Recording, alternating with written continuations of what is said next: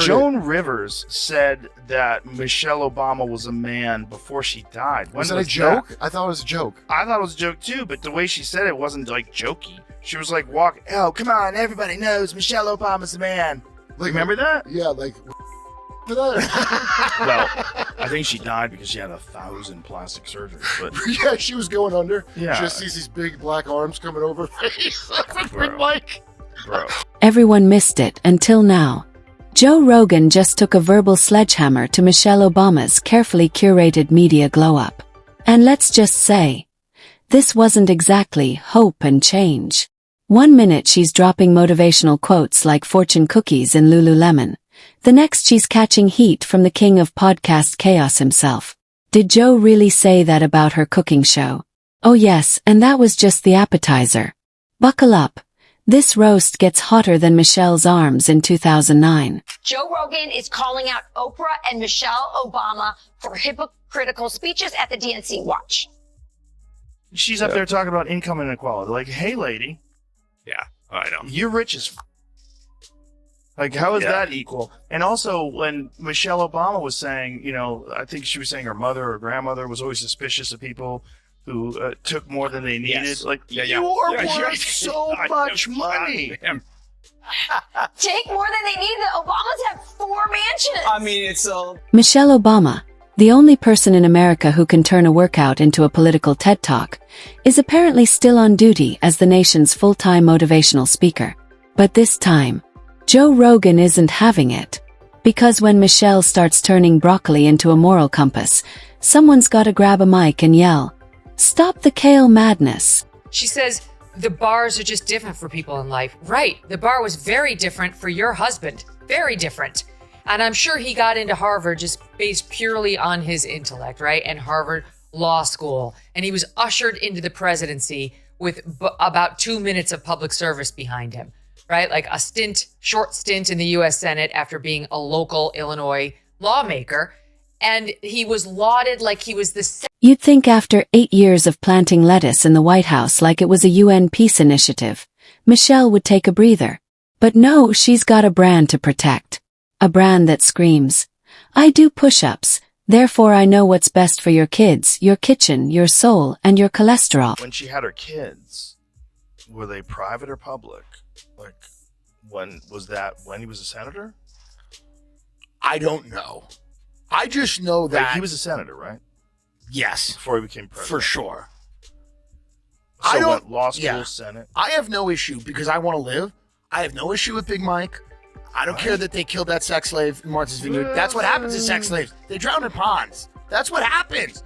You fuck the ruling class, you drown a pond. That's what happens. If you get your little mouthy, you go into the pond. I don't have a problem with it. I have no problem. I think it's good. I actually think it's good. I think it makes our country fun. I think it makes us unique. I think Putin and them are scared of that shit. They do it all the time. I think Putin and the Chinese are like, you don't know what's going on there.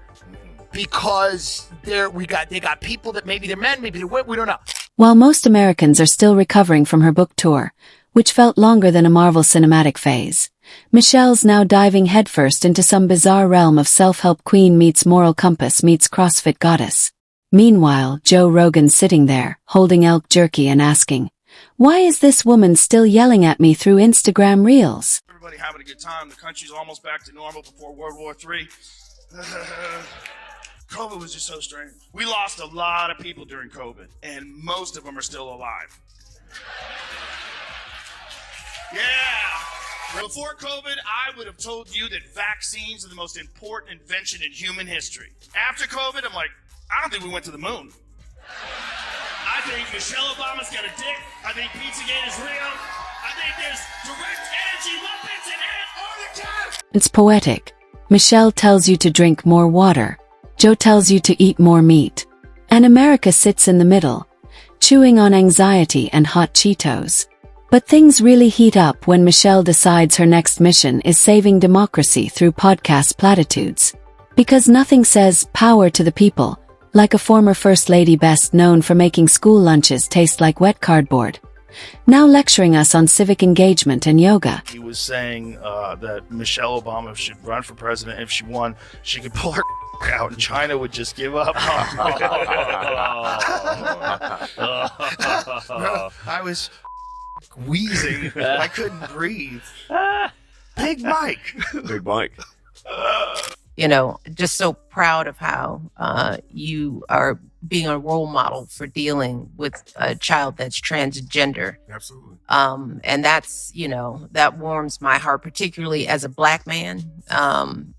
Michelle's version of saving America. A vision board, a jump rope, and 5 overpriced books ghostwritten by committee. Joe's version. A sauna, DMT, and a 3-hour conversation with a guy who once wrestled a grizzly in Siberia.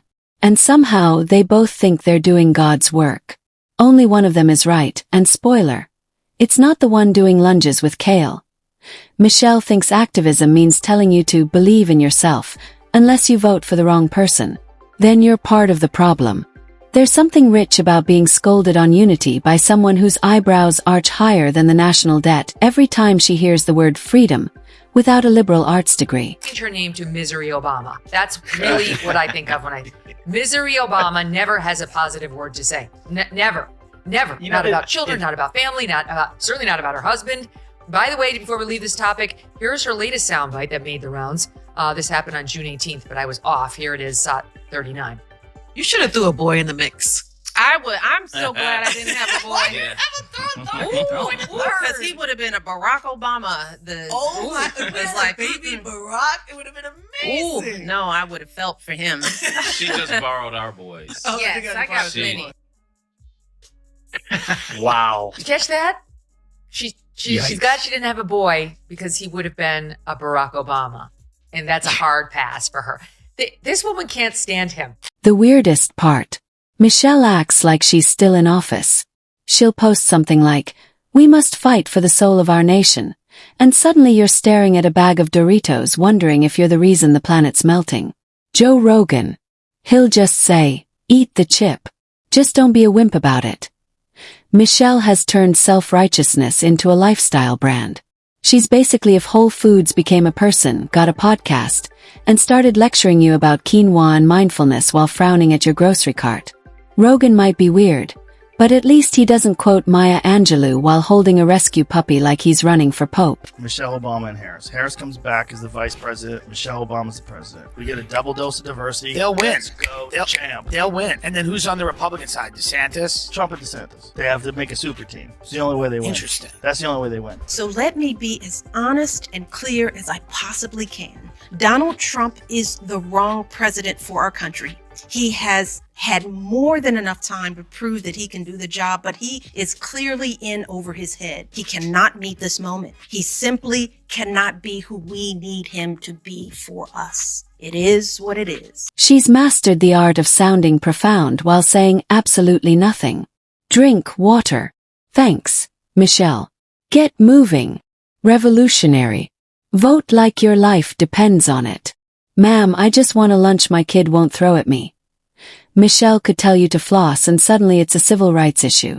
Meanwhile, Joe's floating in a sensory deprivation tank wondering how the woman who once said, "When they go low, we go high," now makes everyone feel low for even thinking about fries her cookbooks.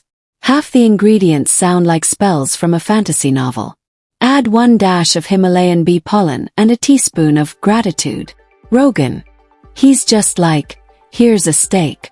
Try not to cry about it." I will not run for president. Yeah, I've heard you say I think Michelle should run. She could win. She could win, I think. I think if she ran, she could win. Did you ever run for office? No. I have to ask you. No. No kind of office. No. I don't think she wants that, though. No, I don't I think she guess. wants that in her life. Just- The that they dealt with over the 8 years when he was president. Because I've got these 2 young people at home.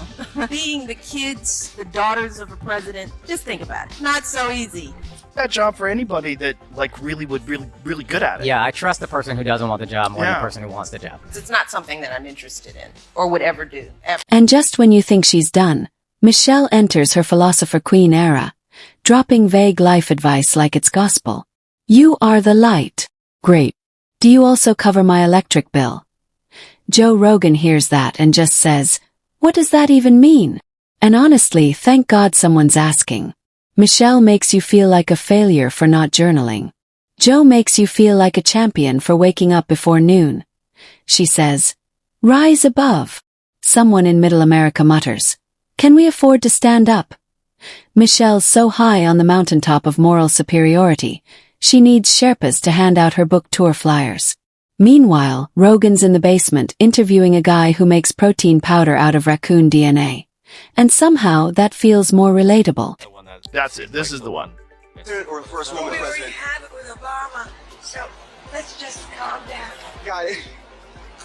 No, Michelle is a I'm sorry, she's a what? transgender. We all know. Oh my gosh. It's pretty funny how she said it. Okay, we all. Yes, it's exhausting. Michelle turns every topic into a moral minefield. Think this. Don't say that. Think this. Never that. Rogan. He just says, try thinking for yourself. And suddenly, he's the problem, let's be real. Michelle Obama is what happens when a life coach gets $1 billion platform and forgets that most Americans just want to eat lunch without being spiritually shamed. Joe Rogan's the guy who shrugs and says, maybe she just needs a nap. Or a cheeseburger. But Michelle doesn't rest. Resting is for the weak, or worse, the uninspired. Her idea of downtime is rearranging her wall of inspirational quotes while lecturing her Peloton instructor about privilege. If they wanted to win, George Soros should have backed up the money truck to Michelle Obama and said, listen, you are going to run because people like you. They like you. It doesn't matter, about any of the conspiracies. Maybe you are Big Mike. Who cares? What? But you are going to run this goddamn Can't country. believe you went there. You're going to run this goddamn country. That is the wackiest conspiracy. It's a wacky conspiracy. Can I make one point for the people that are on the side of it? Yes. It is weird, but I don't think she's Big Mike. Call it empowerment. Call it brand marketing. Call it what you want. But if Michelle Obama gets any more intense, the next time she posts a quote, your phone might start doing burpees. She's out here turning almond milk choices into revolutionary acts. Pick the wrong oat milk, and suddenly you've set feminism back 50 years. Meanwhile, Joe Rogan's just cracking open elk jerky and reminding us, not everything needs to be a teachable moment. Sometimes you don't need a TED Talk. You just need a nap, a laugh, and for Michelle Obama to stop judging your snack choices from atop her Peloton throne.